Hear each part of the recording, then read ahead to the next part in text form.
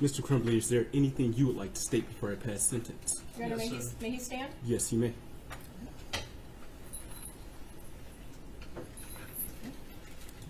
Thank you. You may proceed. I'd like to thank you for letting me speak, Your Honor. We are all here because of me today, of what I did. My actions were because of what I chose to do. I could not stop myself, but I am the one who led to why we are here today. I do not diminish any ability to anyone who could have stopped me, of anyone of a school or parents. They did not know, and I did not tell them what I planned to do, so they are not at fault of what I've done. I am a really bad person. I have done terrible things that no one should ever do. I have lied, been not trustworthy. I've hurt many people, and that's what I've done, and I'm not denying it, but that's not who I plan on to be. Whatever sentence it is, I do plan to be better than I am. I don't know if you'll believe that, but records of 15, 20, 25 years can show that I will change. Because it may not show it now with only 2 years of records, but I am trying. And all I want is for the people I hurt to just have a final sense of culpability that justice has somewhat been served in any capacity that they can recognize it with. Any sentence that they ask for, I ask that you do impose it on me, because I want them to be happy, and I want them to feel secure and safe, and I do not want them to worry another day, because I really am sorry for what I've done, for what I've taken of them. I cannot give it back, but I can try my best in the future to help other people, and that is what I will do. So, thank you, Your Honor. Thank you.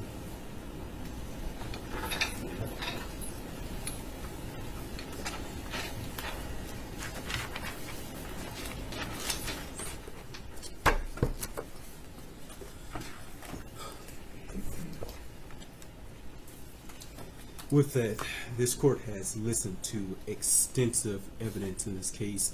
I heard 4 days of testimony from the Miller hearing. I presided over numerous placement hearings. I conducted the initial placement hearing in this case, and so the court is fully aware of the defendant's upbringing. I'm fully aware of the circumstances that brought him before the court. First, to the victims of the deceased, the court sends out its sincerest condolences to their family. To the injured victims and to those victims as it relates to count 1, terrorism causing death, thank you for your courage and strength in speaking today, as well as sending written correspondence. As counsel has pointed out, the court has read everything that you've submitted. I've read the defendant's sentencing memorandum. I've read the people's response thereto. I've read all of the exhibits that were attached, and I've read every single victim impact statement over the course of 3 days.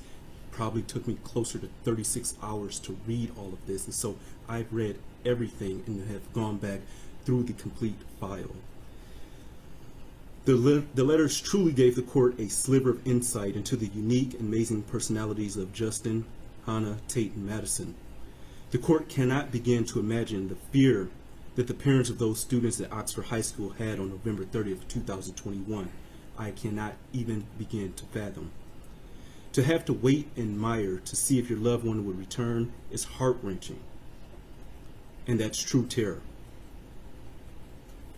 And not to have your loved one show up at Mire, the court could not imagine the pain.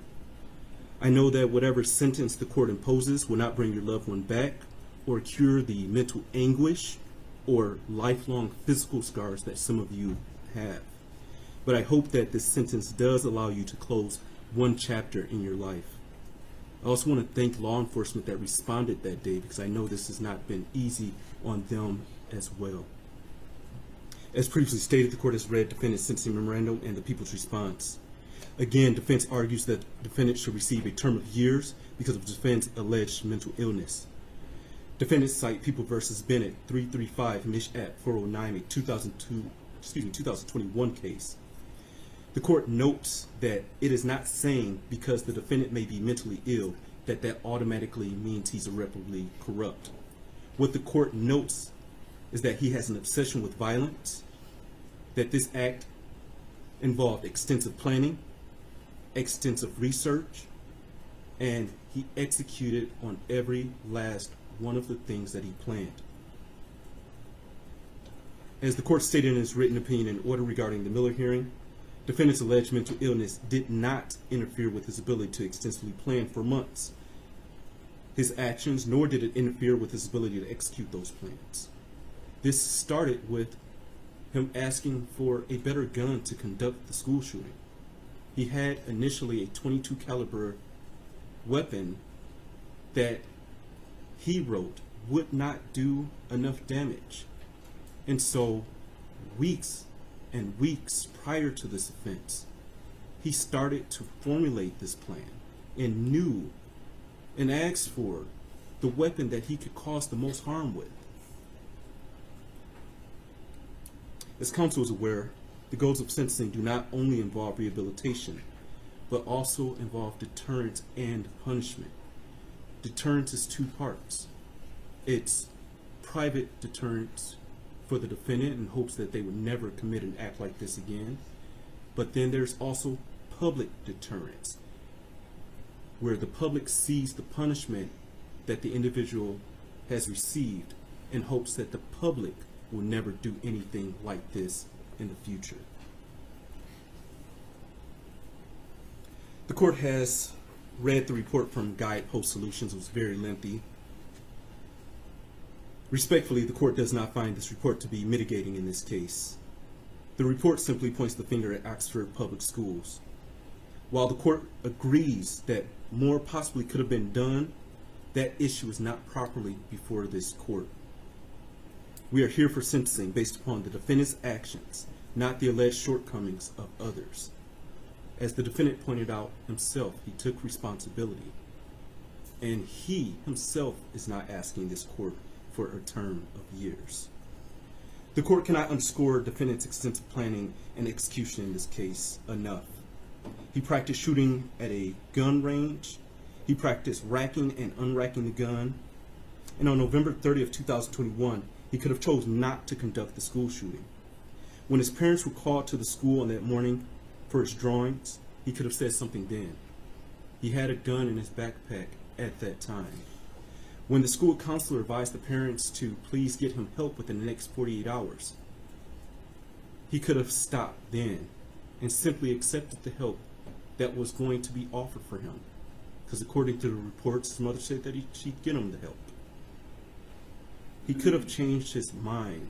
Unfortunately, after shooting the first person, Phoebe Arthur, he could have changed his mind at that point.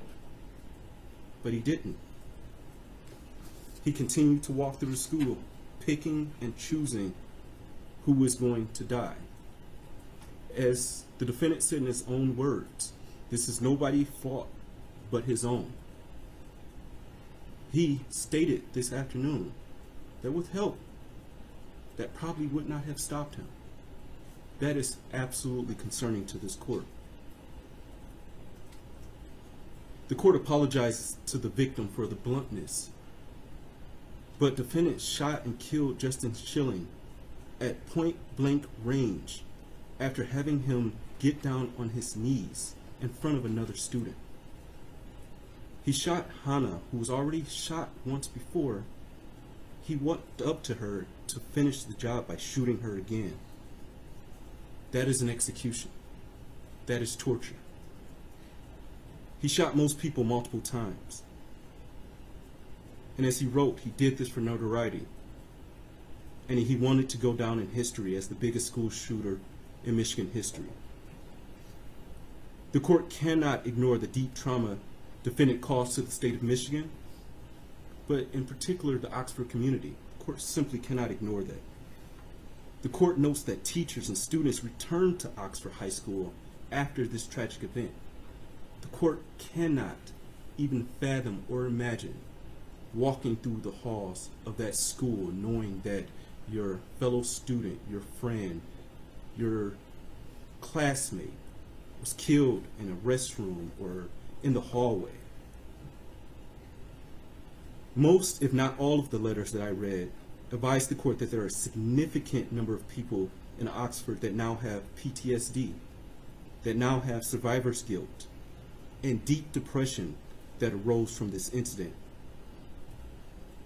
Defendant's actions clearly created a new normal for all of the individuals involved, and all of those indirectly impacted as well. Unfortunately, this is what the defendant wanted, as he wrote in his journal. He wanted to see the impact of his crime, which is why he did not take his own life. Again, this goes back to the defendant's extensive planning. He chose not to die on that day because he wanted the notoriety.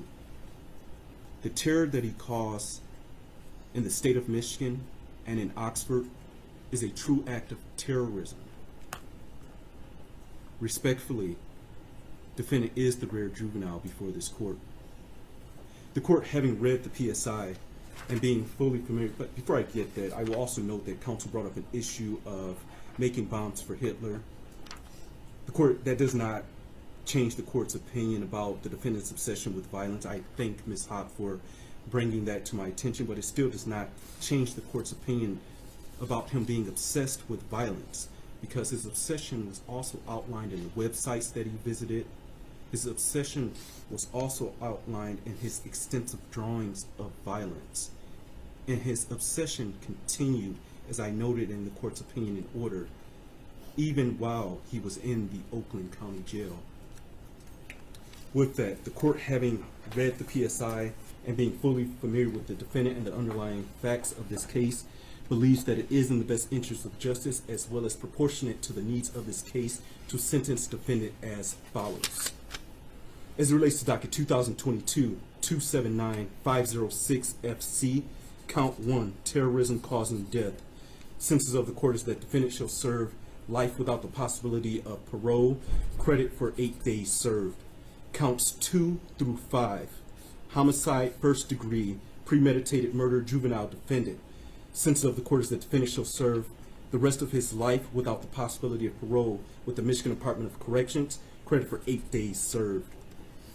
On counts 6 through 12, assault with intent to murder. On each of the counts, defendant is sentenced to 18 years and 9 months to 80 years with the Michigan Department of Corrections, credit for 8 days served. On counts 13 through 24, those being felony firearm, defendant is sentenced to 2 years with the Michigan Department of Corrections on each of those counts, with credit for 730 days served. Counts 1 through 12 are concurrent to each other, and counts 13 through 24 are concurrent to each other. Count 1 is consecutive to count 13, count 2 is consecutive to count 14, count 3 is consecutive to count 15, count 4 is consecutive to count 16, count 5 is consecutive to count 17, count 6 is consecutive to count 18, count 7 is consecutive to count 19, count 8 is consecutive to count 20, count 9 is consecutive to count 21, count 10 is consecutive to count 22, count 11 is consecutive to 23, and count 12 is consecutive to count 24. All of those consecutive counts are by reason of the felony firearm statute. Is there a challenge to restitution here? There is not, Your Honor. Thank you. Restitution will be set in the amount of $20,781. State costs will be set in the amount of $1,632. You are not to have any contact with Oxford High School or enter Oxford High School. You're not to have any contact whatsoever with the families of Madison Baldwin, Tate Meyer, Hannah St. Juliana, and Justin Schilling. Also, you are not to have any contact with the following victims or their families, that being Phoebe Arthur, John Osito, Molly Darnell, Riley France, Elijah Mueller, Kylie Osage, Aiden Watson, and Keegan Gregory.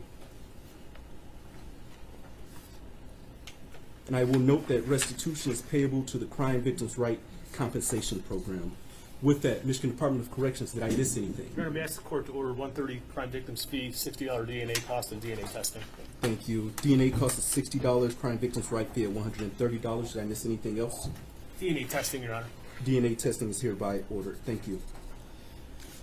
With that, Mr. Crumbley, you are entitled to file an application for leave to appeal. If you are financially unable to retain a lawyer, the court will appoint a lawyer to represent you on appeal. The request for a lawyer must be filed within 42 days after sentencing. Your attorney is going to be handing you an appellate rights form, sir. Do you acknowledge receipt of the appellate rights form? Your Honor, I have tendered that to my client. He has signed it, and I will tender it to the court. Thank you very much. With that, counsel, anything else for the record? Not from people, thank you. Nothing from defense. Thank you very much, Your Honor. Thank you very much. With that, deputies, you may take Mr. Crumbley. To those in the gallery, please be seated until he is exited.